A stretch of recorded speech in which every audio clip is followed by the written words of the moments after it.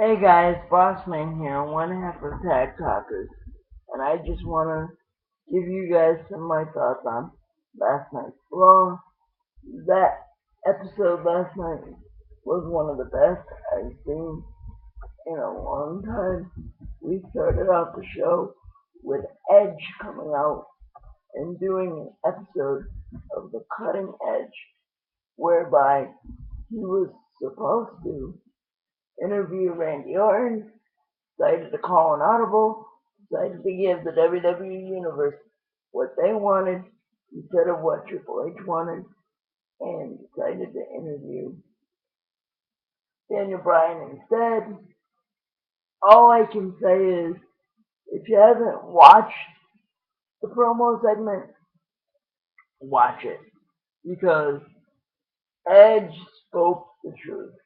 And the segment was just all the reasons why we love Edge and why we miss seeing him on Raw every Monday night.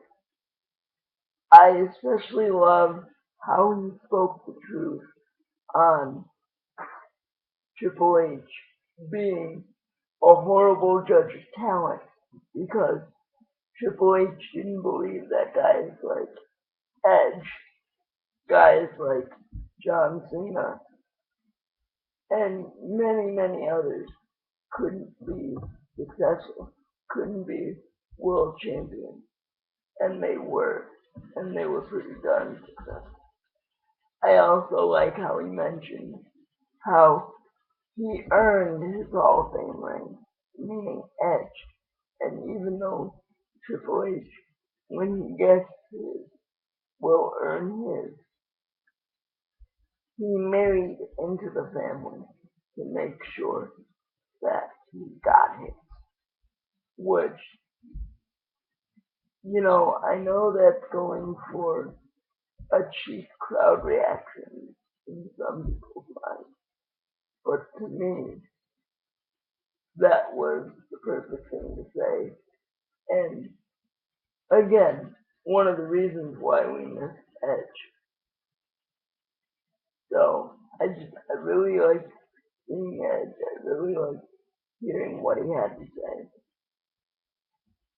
And I just hope that in the future maybe they can bring him back as a commissioner or a consultant or something and have him in front of the WWE audience in more of a permanent role. Because obviously, from what we saw last night, he still has it on the mic, and the fans love to see him. So I really think it'd be advantageous for them to bring him back. Now, let me cover a few things. They had a match between Kofi Kingston and Curtis Axel. Kofi Kingston won, which of course puts doubt and fear into Paul Heyman's head about Sunday, because if CM Punk wins on Sunday, Paul Heyman has to get in the ring with CM Punk. So of course, Paul Heyman's sweating. He's starting to doubt, starting to worry. And, in my opinion, just a prediction here, just a thought. CM Punk is not going to get his hands on Paul Heyman if WWE creative is smart until WrestleMania 30 in front of a packed Superdome in Louisiana. That would be the perfect place to blow that off with CM Punk versus Brock Lesnar 2. And then after CM Punk gets his revenge on Brock Lesnar, CM Punk also gets his hands on Heyman and gets his revenge. That should be how it goes, and we'll see if only that happens. It's the right thing for business, so I hope that that's what they do. They also hyped up a match between Randy Orton and Dustin Rhodes as Goldust for Cody's contract. This was a great match. The crowd was in it all night, and Randy Orton won, which of course made Goldust really upset. And they mentioned so many times on the broadcast how Cody's getting married, and what if Dustin doesn't win, and then Cody doesn't have a job, what are him and his wife gonna do? Everybody knows Cody's only off TV because he's getting married. No, they're making it way too obvious on that. But of course, when Dustin lost and they went backstage, he's crying, all this, saying he's sorry. And then, of course, Stephanie McMahon fires him and says, join your brother in the unemployment line. Now, what I will say about the McMahons and the storyline is all this is the corporation version 2.0, which a lot of new fans and newer fans in the last few years have no idea what the corporation was. But it was basically the same thing you're seeing now. The McMahons running roughshod. But back in the day with the original, it was Vince McMahon at the head of it. Now the only difference is it's Triple H, the COO, at the head of it. So that's that. They also had a match between Antonio Cesaro and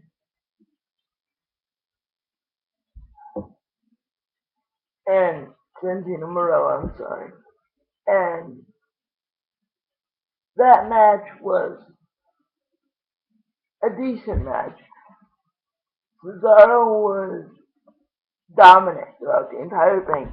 But after Santino kept kicking out of everything, you just kind of knew that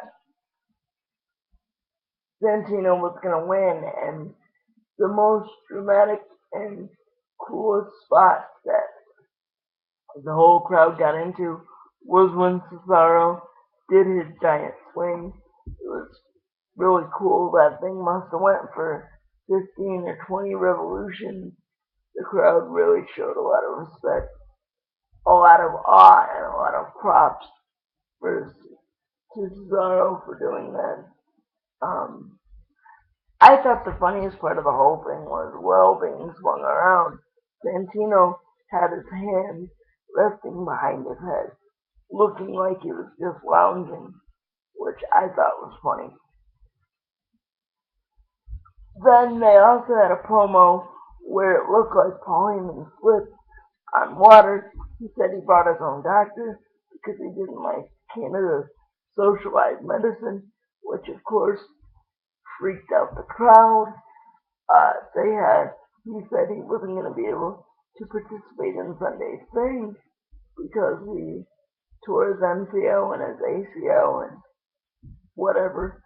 And of course, he tried to get out of it. Brad Maddox had the WWE doctor examine him, which they gave the WWE doctor a lot of props last night because that doctor was the doctor who saved Jerry's life in that very arena the year before. So that was cool that they did that actually. And that doctor examined Paul, said Paul was fine, and Paul has to participate in Sunday. And then CM Punk went out and knocked every single person in the ring on their ass with a kendo stick except for Paul Heyman because he bolted out of the ring and proved that walruses can run. And I personally got enjoyment out of the fact that the doctor got it the worst. Why I got enjoyment out of that was because obviously because of my disability, I deal with doctors a lot. Most of them don't listen to me, so I got great enjoyment out of that. Now, one of the things I want to mention before I forget is, and it's just a bone of contention that both Nutty Rock Chick and I have about the Wyatt family. They're cool. The fans like them because they're different, because they're strange, so they like them. But you know how they have that lantern and they blow it out before they come out? Why, if you do that, is it relit when they walk out? I know it's not a big thing. I know it's suspension of disbelief, but to me that makes no logical sense, and that drives me up a wall every time. And one of the other things I'm gonna say is that during the Six Divas tag team match, the most entertaining person was AJ Lee doing the commentary. Because, man, she was throwing barbs at everybody. And the funny thing is that the commentary team had to lay out a lot, meaning JBL and Cole, because they were laughing so hard, especially with the barbs that AJ was throwing at King, saying, I know you wouldn't date me because I'm too old. I'm 26. You like him younger. You know, that was like, whoa. And then, you know, she crossed the line, or got so close to the line for standards and practice so many times that JBL must have said it was a family show 5 or 6 times. I mean, JBL, by now, we get it. It's a family show. But AJ Lee did awesome with the commentary. She was the most interesting part of that match, which was hard, sad to say. I wasn't paying attention to the match. I was paying attention to what AJ was saying. So I hope they give her more to say because that's what WWE fans have been wanting for a long time. More realism, more truality to the performance. And AJ sure did bring that. And then in the main event, they had Daniel Bryan taking on Dean Ambrose with the Big Show in Daniel Bryan's corner. And then before Big Show went out, Stephanie McMahon warned him that he can't lay a finger on the Shield because if he does, that he'll be fired and he'll be broke, which we all know is storyline. And of course, she also said that Randy Orton has the authority to tell Big Show what to do. So of course, towards the end of the match, Randy, after the match is pretty much over, tells Big Show to pick him up, meaning Daniel Bryan, knock him out. Big Show refuses again and again and again. And then he gives Daniel Bryan enough time to recover and knock out Randy Orton and walks away with a smile on his face. And the show ends with Daniel Bryan holding the belt, doing his yes pose, and that's how Raw ends. This is a great episode. I really liked it, really enjoyed it. They've been doing a lot better presentation and work over the last few weeks. In the coming days, I will hopefully be on the Tag Talkers YouTube page again, and I'm going to do a video on a topic that I developed. I'm going to be doing more of those, And hopefully within the next couple days and over the weekend, I'll do a Night of Champions preview. Maybe my tag partner, Dottie Rockchick, will join me for the preview and the review. Not making any promises, not speaking for her, but we'll see. And with that said, I will catch you all later, and please feel free to follow me on Twitter at Matt Bernache. On Twitter, that's at Matt Bernache. And I'll leave the spelling of that in the description box.